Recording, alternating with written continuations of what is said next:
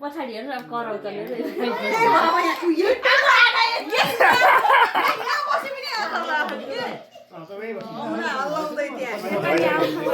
अनि टेक्सासमा त बुढाबुढीको निलम टेक्सासमा त बुढाबुढीको सम्पत्ति बुढीको भयो भने बुढाको 50%, बुढाको भयो भने बुढीको 50%। चान्सै छैन, टेक्सासको नियमै त्यस्तो। अनलेस प्रिनअप गरेर पहिल्यै लेखेछ मेरो यो दाबी गर्दिनँ भने भेस्टेड इन्ट्रेस्ट त छ नि त। जित्यो भने आफ्नो हुन्छ, गयो भने आफ्नै जान्छ।